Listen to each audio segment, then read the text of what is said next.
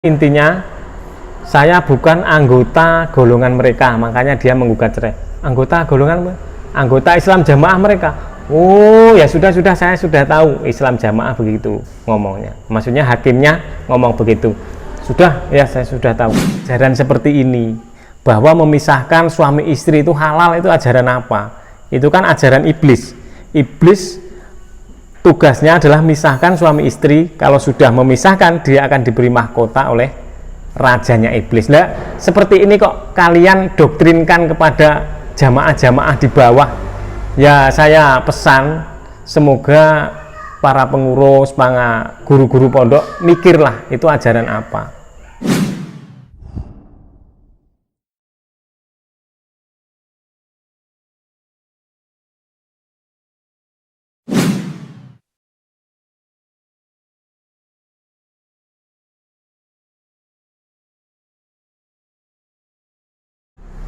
Assalamualaikum warahmatullahi wabarakatuh.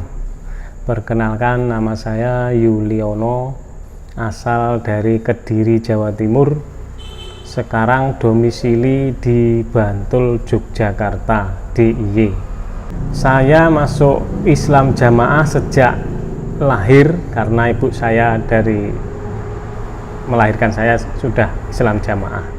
Masa kecil di Islam Jamaah ya begitu, ngaji cabai rawit tertib, ngaji semuanya sampai remaja, sampai dewasa, sampai umur 34 kemarin.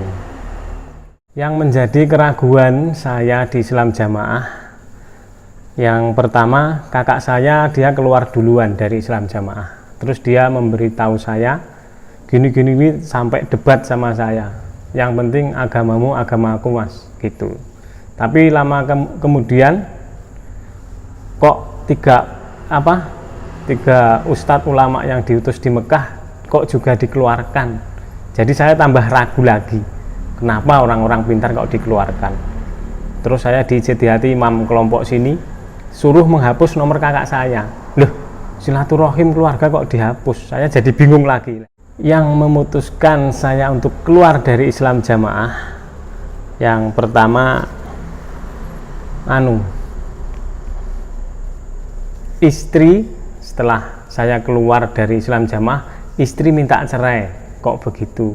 Terus mertua ngusir saya. Jadi itu menambahi saya ingin jadi keluar sekaligus, jadi tambah yakin kalau itu ajaran yang menyimpang. Ya, pertama tahun 2020 saya dipanggil pertama. Saya rencanakan mau tabayun ke pusat. Terus dipanggil oleh tim bersih-bersih. Saman memang bener mau tabayun? Iya Pak, insya Allah.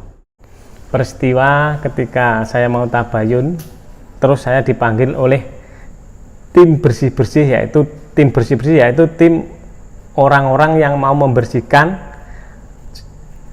orang Islam Jamaah yang beda kefahaman sudah. Seperti saya kan sudah beda kefahaman dengan mereka, sudah tidak meyakini kalau imam jalan satu-satunya masuk surga, makanya saya dipanggil oleh tim bersih-bersih itu. Ada 3 orang, yaitu dari daerah 2, tim mubalik daerah itu 2, daerah Bantul, dan imam kelompoknya situ, dan tim satunya bersih-bersih daerah 1. Setelah itu apa terjadi? Setelah itu dia menanyai, kamu jangan tabayun karena pusat sudah tabayun sama orang ustadz 3 itu, Ustadz Khalil, Ustadz Abdul Aziz, Ustadz Abdullah Mas'ud. Terus akhirnya saya tidak boleh tabayun itu. Ya sudah, saya nggak tabayun, nggak apa-apa. Setelah itu saya didiamkan, nanti timnya itu tadi ngomong nanti ini panggilan pertama, nanti panggilan kedua sampean harus yakin kalau Bapak Imam memang satu-satunya jalan menuju ke surga. Jamaah ini jalan satu-satunya. Insya Allah Pak, namanya tak bilang gini, namanya habis jatuh itu butuh butuh penenangan, trauma. Jadi hatiku kan goyang. Jadi kalau habis goyang kan butuh penenangan. Jadi nggak besok panggilan kedua kok harus yakin, nggak bisa Pak, nanti saya sendirilah, aku bilang gitu. Ya sudah, pokoknya kamu sekarang diem ngaji seperti biasanya itu. Terus panggilan kedua berjarak 1 tahun lagi, 2021 ya.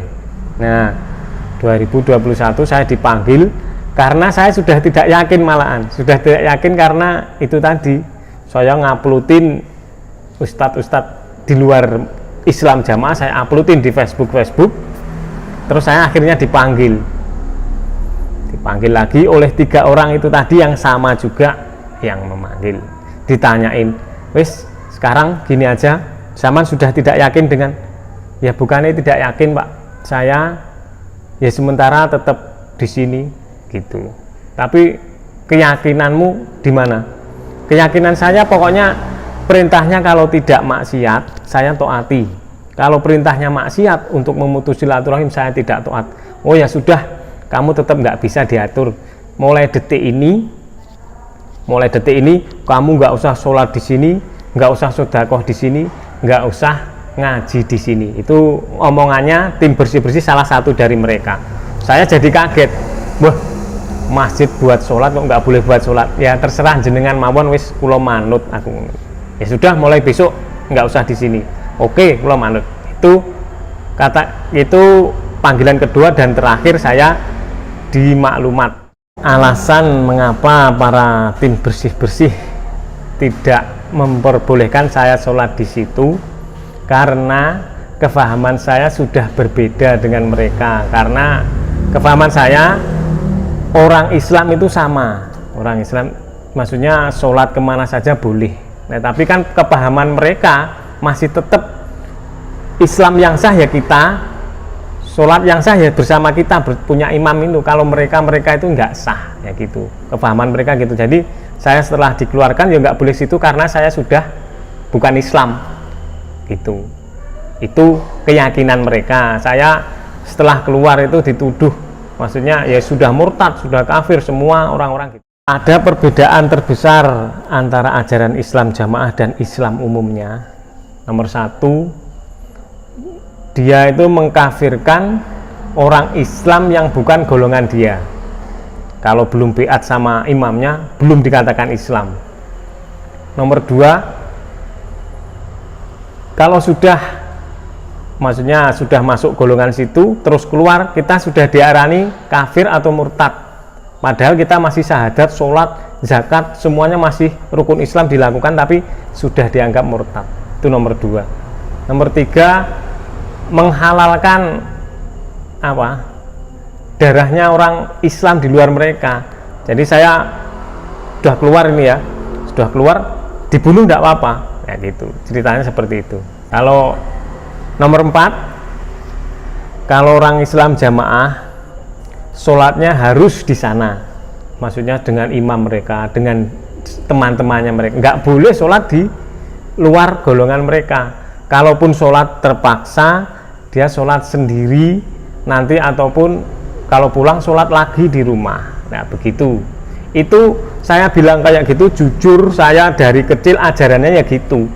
Ajarannya gitu. Saya dari kecil memang sudah diajari di doktrin seperti itu, menghalalkan darahnya orang luar kita. Jadi harta, tanaman semuanya dihalalkan. Jadi kamu loh mencuri mangga itu nggak apa-apa, mencuri pepaya itu nggak apa-apa, mencuri rambutan nggak apa-apa.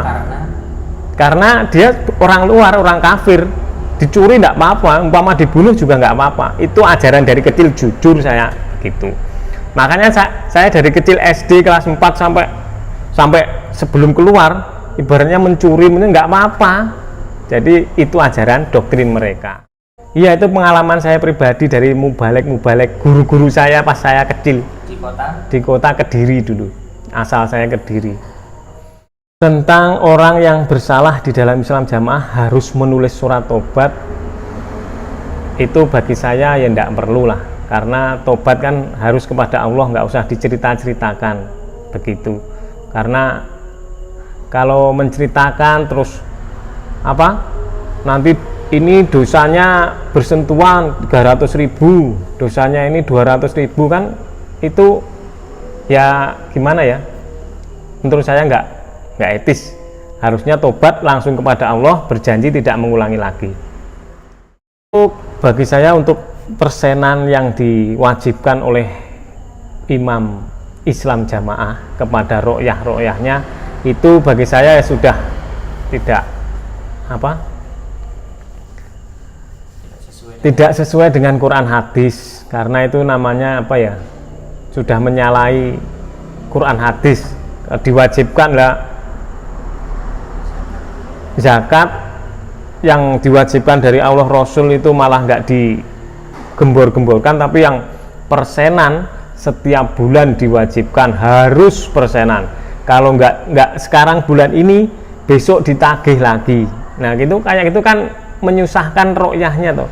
Dia atasan itu nggak ngerti, ro'yahnya kerja jualan cilok, jualan di bis kasongan, jualan apa, dia tetap diwajibkan 2,5%, segini hartanya 5%, yang paling banyak 10%. Yaitu terus kita kalau mau bertanya ke atas, uangnya itu untuk apa? Nggak boleh bertanya. Kalau kita bertanya, nanti dicurigai, alamat dimurtadkan lagi. Salah satu dalil yang disimpangkan oleh Islam jamaah, salah satunya ya layahilu lisalasatin dan seterusnya. Tidak halal bagi 3 orang yang hidup di bumi kalau tidak mendirikan imam salah satunya. Nah itu kan dalil perjalanan, tapi bagi mereka diambil untuk dalil umum, bukan perjalanan. Jadi pokoknya yang hidup di muka bumi ini kalau nggak beat menjadikan imam, maka hidupnya tidak halal. Jadi para ulama, habaib, semuanya ustadz-ustadz itu belum beat sama imamnya, hidupnya haram. Makanya saya itu nggak masuk akal. Yang contohnya lagi, layahilul limroatin, tidak halal bagi perempuan yang bepergian bersama mahramnya, kecuali bersama mahramnya.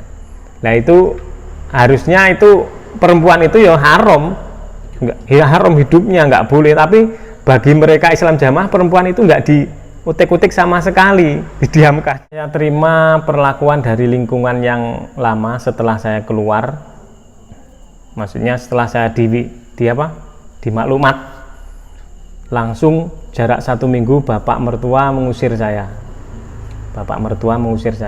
Dulu aku terima kamu jamaah, sekarang kamu sudah keluar, monggo, rumah ini tidak bisa menampung kamu lagi.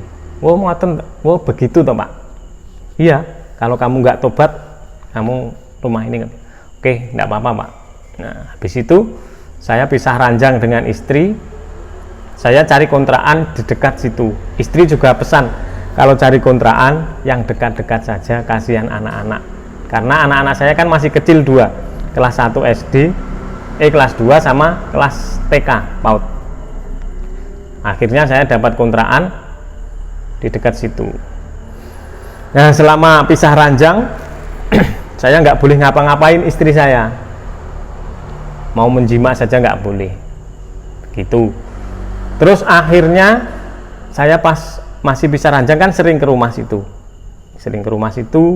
ngambil bakso, ngambil nganu, didudukkan lagi sama mertua. Aku mau ngomong sama kamu. Ya Pak. Namanya sudah pergi, ya pergi, nggak usah kesana kesini lagi. Pergi ya pergi, namanya gentleman. Keluar ya keluar. Oh begitu ya Pak. Oh ya sudah Pak, wis mohon maaf ya Pak. Jadi saya intinya diusir secara kasar sekarang, nggak boleh ke situ lagi. Wis ke situ lagi, barang tak bawa semua. Freezer 2 tak bawa, motor semuanya tak bawa, dua-duanya tak bawa di kontrakan itu. Akhirnya setelah itu saya di kontrakan difitnah oleh golongan mereka Islam jamaah. Setelah saya ngontrak, difitnah oleh golongan mereka Islam jamaah. Itu dia fitnahnya lewat orang saudara mereka dekat-dekat Islam Jamaah itu orang orang Muhammadiyah. Dia ngomong, jangan dekat-dekat dengan Yuli. Nama saya kan Yuli tuh. Dia itu penyusup, dia itu bahaya, radikal. Saya dipanggil Pak Dukuh, Mas Yuli ke rumah saya nanti maghrib. Oke Pak, saya siap. Ini ada kabar dari situ, dari anggota mereka Islam Jamaah, sampean teroris, radikal, penyusup. Innalillahi Pak Dukuh, saya dari kecil bikin mercon aja nggak bisa, masa jadi radikal, jadi teroris Pak. Demi Allah Pak, sampai gitu saya, demi Allah. Iya Mas, saya nggak percaya, memang itu kan fitnah, biar fitnahnya itu kan biar orang sana benci dengan jenengan, benci dengan kamu, orang sini Muhammadiyah juga benci dengan kamu. Wes, zaman sabar aja dulu Mas, misalnya fitnahnya nanti tak redam, Pak Dukuh bilang gitu. Akhirnya gitu, saya tetap di situ, tetap sholat di masjid umum. Difitnah kedua oleh istri saya sendiri. Difitnah, bapak mengusir dia. Difitnah oleh, maksudnya ngomong ke orang-orang tetangga-tetangga, bapak ngusir dia karena dia itu KDRT, suka diusir oleh bapak itu gara-gara suka KDRT dari dulu di Kalimantan. Sejak nikah di Kalimantan suka KDRT, makanya diusir, pindah ke Jawa sini 2017. Makanya di sini nggak berubah, sering KDRT juga. Itu fitnahnya ke saya. Padahal saya sumpah demi Allah, saya pas di Jawa 2017 nggak sama sekali, sudah nggak KDRT. Ibaratnya mau mukul dia nggak pernah. Dulu di Kalimantan mukul wajahnya lah juga nggak pernah. Setelah saya keluar itu nggak, saudara-saudara tua Islam Jamaah nggak boleh. Kayak saya kan jualan bakso, nggak boleh beli bakso di saya. Padahal dulu langganan, akrab, setiap hari beli di bakso saya dulu. Setelah saya keluar nggak ada sama sekali satu pun atau orang Islam Jamaah beli bakso saya. Tapi ada salah 1, 2, 3 masih ada yang beli, masih ada. Orangnya biasa gitu. Terus setelah itu saya kan habis ngontrak itu kan difitnah. Saya bingung, kan nggak boleh ngapa-ngapain toh, nggak boleh jima istri, kan masih bisa ranjang, belum cerai. Terus istri bilang gini, Mas, kalau Saman mau balik lagi sama aku, mau kembali lagi, Saman balik lagi ke Islam Jamaah. Saya mikir, oh ya, demi keutuhan rumah tangga, aku mikir balik lagi ke situ. Syaratnya nganu Mas, syaratnya Saman ganti nomor baru, hapus nomor-nomor yang orang-orang yang sudah keluar dari Islam Jamaah itu kan teman sampean, dihapusi semua, Saman ganti nomor. Oke, saya lakukan. Saya ganti nomor baru, saya kembali lagi ke situ. Padahal di hati saya sudah nggak enak.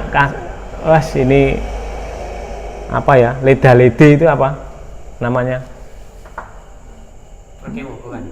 Pokoknya sudah keluar kok balik lagi. Itu orang-orang Muhammadiyah, orang HUM itu ngomong, apa ini cuma sensasi mungkin gitu. Maka saya sudah malu tuh, kembali lagi tidak apa-apa demi keutuhan rumah tanggaku. Setelah kembali seminggu sholat situ, dipeseni sama imam kelompoknya nggak boleh ngaji dulu. Kalau sholat nggak apa-apa, tapi nggak boleh ngaji.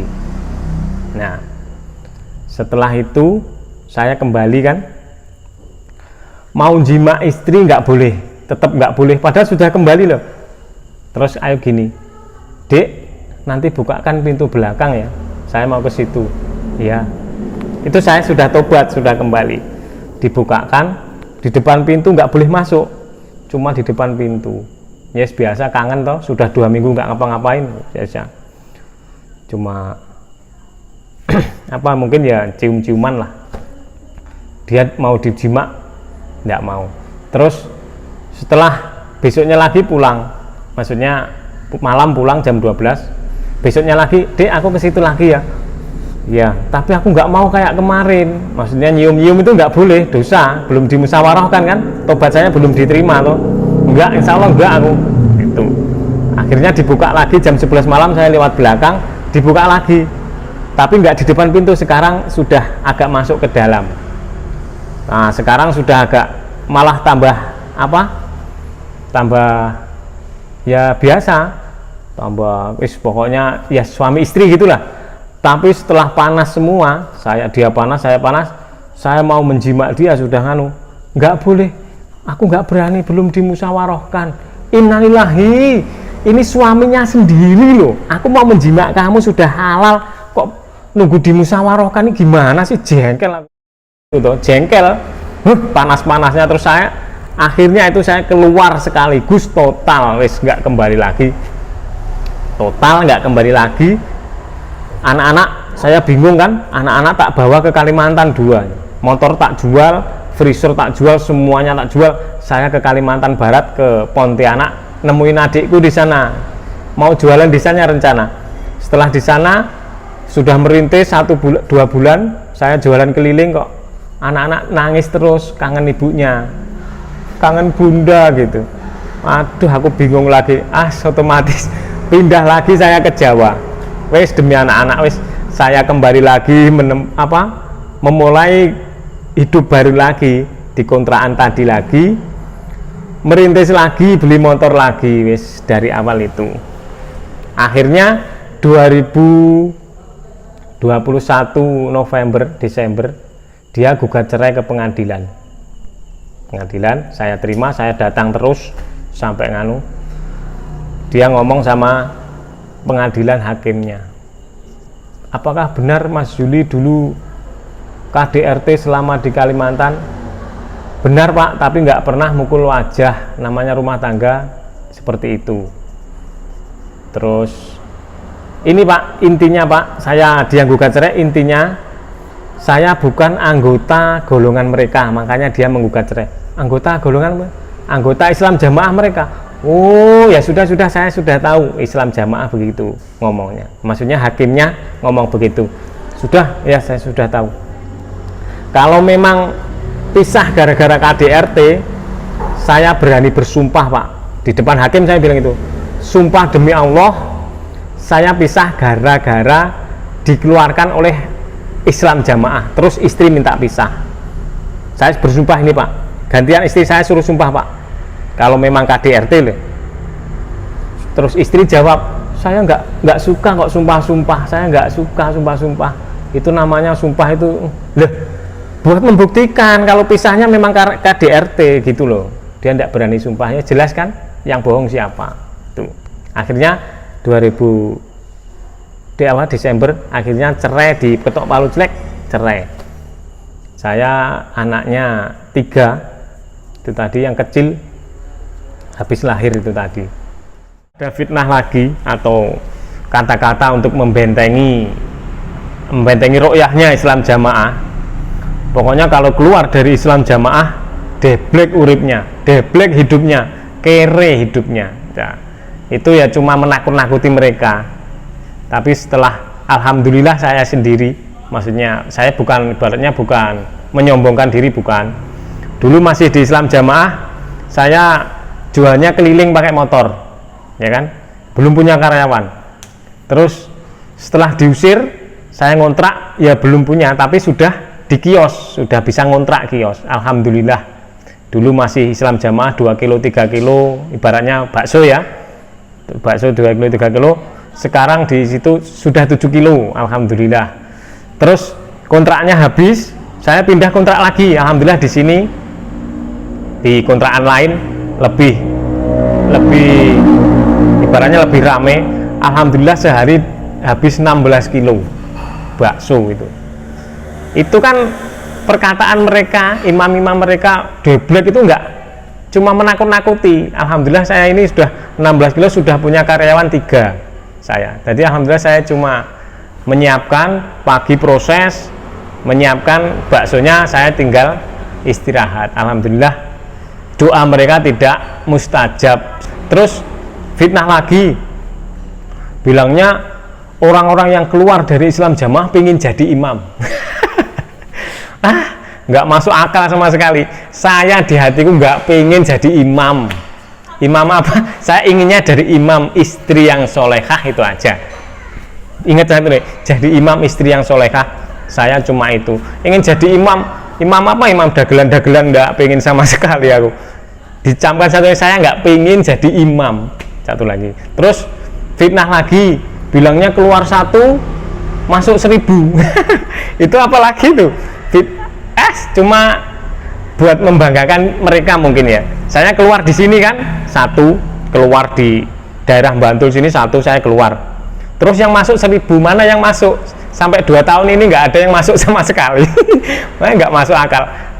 Itulah fitnah-fitnah atau kata-kata dari ketua atau atasan mereka biar ro'yahnya, jamaahnya yang di bawah itu nggak berani keluar. Nanti kalau keluar uripnya deblek, hina, jadi keset. Nggak, jangan takut seperti itu. Pesan dan nasihat saya kepada pengurus Islam jamaah, mau sampai kapan Bapak dan pengurus-pengurusnya, guru-guru pondok, sampai kapan mendoktrin ajaran seperti ini, bahwa memisahkan suami istri itu halal? Itu ajaran apa? Itu kan ajaran iblis. Iblis tugasnya adalah memisahkan suami istri. Kalau sudah memisahkan, dia akan diberi mahkota oleh rajanya iblis. Nah, seperti ini kok kalian doktrinkan kepada jamaah-jamaah di bawah. Ya, saya pesan semoga para pengurus, para guru-guru pondok mikirlah itu ajaran apa. Saya berpesan kepada keluarga saya yang masih di dalam Islam jamaah. Tapi alhamdulillah keluarga saya di Kediri 5 bersaudara dan ibu saya sudah keluar semua. Tinggal 1 yang belum, adik yang paling kecil. Suaminya soalnya masih keras di dalam Islam jamaah. Yang 4 yang sama ibu alhamdulillah sudah keluar semuanya. Terus buat yang masih di dalam, keluarga mertua, mantan istri, semoga diberikan hidayah dan taufik buat kalian semuanya. Karena Islam itu tidak radikal seperti itu. Islam itu saling memaafkan, saling membantu, tidak keluar dari golongan kalian terus dimusuhi, dipersekusi, tidak disapa, tidak diteman. Itu bukan Islam. Islam itu teman. Al muslimu akhul muslim. Islam itu saudara, semuanya orang Islam. Ya, pesan saya ya semoga dapatkan hidayah untuk kalian semua yang masih di dalam Islam jamaah. Semoga Allah memberikan hidayah pada kalian. Amin. Pesan kepada jamaah Islam jamaah secara umum seluruhnya di Indonesia, umum di Nusantara semuanya, apa ya? Mbok yo itu apa ya? Hendaknya kalian itu mikir. Ada ijtihad seperti ini harusnya dipikir dulu. Ini kok saudara saya keluar kok nggak boleh. Maksudnya nggak boleh deket-deket dengan itu. Nah, padahal itu teman kita kok nggak boleh. Nah, itu ngapain? Itu membunuh kok. Itu apa? Makanya maksudnya pesan saya, kalau ada ijtihad dipikir dulu. Kalau nggak sesuai Quran hadis jangan ditaati gitu loh. Dipikir mateng-mateng, ijtihad yang begini dipikir mateng. Kan perintahnya imam kan tidak maksum tuh. Lain umiro bimaksiatin fala sam'a wala ta'ah. Jadi kalau diperintah maksiat jangan taat. Seperti contoh perintah maksiat, blokir nomor-nomor yang sudah keluar. Dan nomor keluar itu kakak sendiri, bapak sendiri itu diblokir. Jadi kita sudah nggak saudara, itu jangan, itu tetap saudara kita tetap mendekatinya. Terus yang sudah keluar diceraikan, nah itu ajaran apa? Ajaran iblis lagi. Makanya pesan bagi seluruh warga jamaah umumnya, kalau ada ijtihad yang tidak sesuai Quran hadis, tidak masuk akal, tidak dipikir matang-matang, jangan sampai taat gitu. Kalau soal persenan barang itu ya harusnya di surat Al-Baqarah itu yang berhak diinfaki pertama siapa? Keluarga, kerabat, orang miskin. Keluarga dulu, orang tua dulu, jangan pokoknya persenan dulu diwajibkan. Dah, itu aja. Sekian dari saya, banyak kata-kata yang kurang berkenan, saya minta maaf sebesar-besarnya. Assalamualaikum warahmatullahi wabarakatuh.